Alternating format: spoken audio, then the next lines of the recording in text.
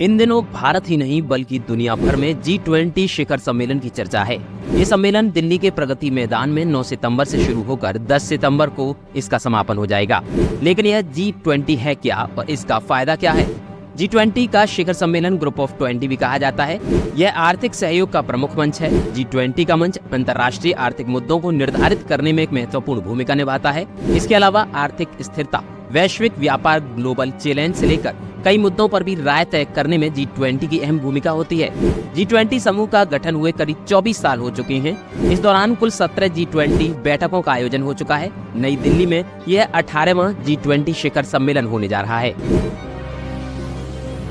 G20 सम्मेलन की जरूरत क्यों पड़ी? इसकी सबसे पहले जरूरत महसूस की गई सन 1970 की शुरुआत में, जब अरब देशों की ओर से तेल के निर्यात पर प्रतिबंध लगा दिया गया। अरब देशों ने उन सभी देशों को तेल बेचना बंद कर दिया जो इजराइल को समर्थन प्रदान करते थे। इनमें खास तौर से पश्चिमी देश, यूनाइटेड स्टेट और कनाडा भी शामिल थे।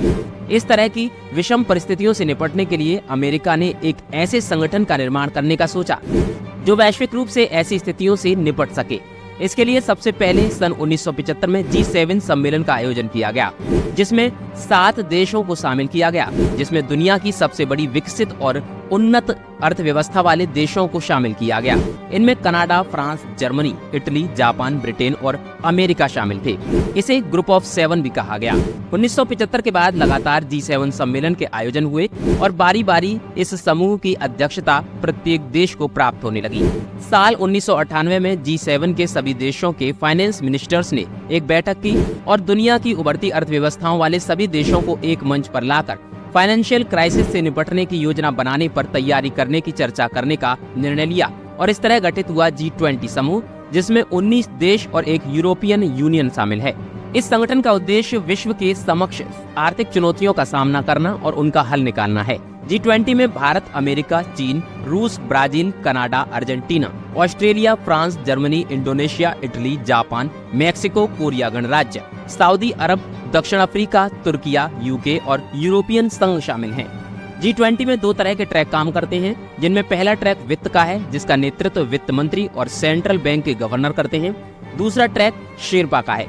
शेरपा ट्रैक को शेरपा द्वारा नेतृत्व किया जाता है। यहाँ शेरपा का अर्थ पहाड़ों पर चढ़ाई करने वाले गाइड से नहीं, बल्कि देश के प्रतिनिधि से।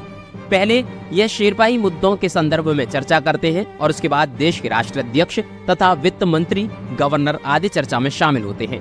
G20 के द्वारा साल भर अलग अलग देशों के वित्त मंत्री, विदेश मंत्री तथा विभिन्न विभाग के विशेषज्ञों द्वारा चर्चाएं की जाती हैं और साल के अंत में 2 दिन का सम्मेलन आयोजित होता है। ये सम्मेलन क्रमशः प्रत्येक देश में आयोजित किया जाता है, जिसकी अध्यक्षता एक एक करके सभी देशों को प्राप्त होती है। इस बार 18वां सम्मेलन आयोजित हो रहा है, जिसकी अध्यक्षता भारत को मिली है। अगले वर्ष 2024 में यह सम्मेलन ब्राजील में आयोजित किया जाएगा, जबकि पिछले वर्ष 2022 में यह सम्मेलन इंडोनेशिया में आयोजित हुआ था। G20 का मुख्य कार्य क्या है? वैसे तो G20 के कार्य इतने अधिक हैं जिनका विस्तार से वर्णन करने में पूरा दिन बीत जाए, लेकिन मुख्य रूप से अगर देखें तो G20 का उद्देश्य दुनिया भर के सामने आने वाले आर्थिक संकटों से जूझना है।